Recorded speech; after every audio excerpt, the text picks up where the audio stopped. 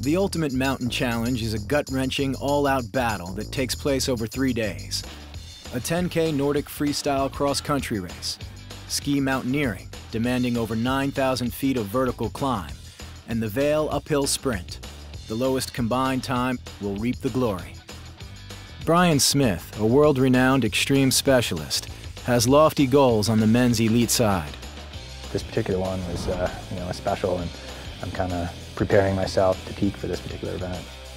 Guns out and they're off. 10K inaugural 2012. It's a feverish pitch at the front. Each event is also a standalone competition featuring specialists in their respective sports. Leif Zimmerman absolutely destroying the 10K field today.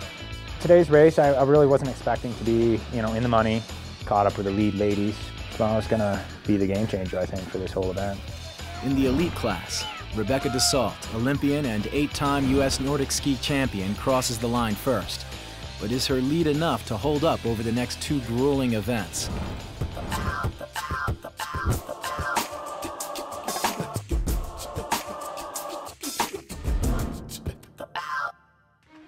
In the Eddie Bauer Ski Mountaineering, the athletes start with a grueling telemark climb up the front side of Vail Mountain from Lion's Head, ski and ascend thousands of acres in the Vail back bowls, then charge down Golden Peak to the finish.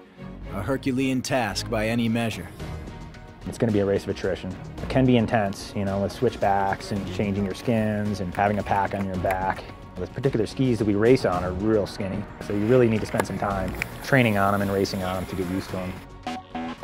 A fall of fresh snow on the back bowl side makes for tricky going and burning thighs. The hour ascent to the top of Blue Sky Basin looms ahead. It's going all right. We still got a lot of racing left. Sari Anderson leads the women's field. She's a former Summer Teva Ultimate Mountain Challenge champion, and she's putting on another superhuman performance.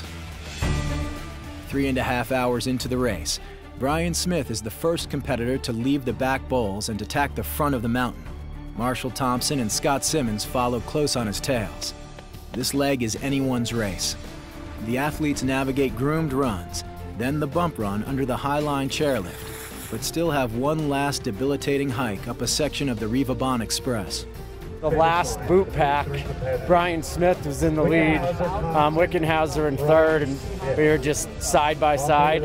Came out of the transition second behind Wickenhauser and just beat him on the first or second gate of the GS course. Look how close is it if that's the case. I believe that's it. Here comes Sari Anderson, our women's elite field champion and gold medalist. Look at that smile. The course was grueling, 3 long climbs that were long. I mean, everything was over an hour. There's a couple girls in the Nordic. They had 5 minutes on me yesterday. It's still going to be a hard-fought battle tomorrow. I'm still going to have to push, but that's okay. That's the whole point of the game. Let's take it to the field. We champions. We ready for 'em. Let's get it on. We ready for 'em. Let's get it on.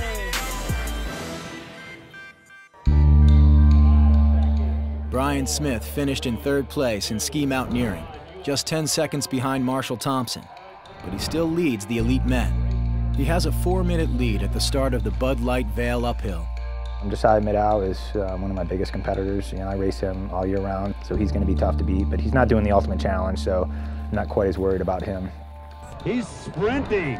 32 minutes and about a second for Josiah Middaugh. Definitely was a little nervous, because it could all slip through my fingers. Just trying to keep Marshall in sight. That last pitch was just brutal.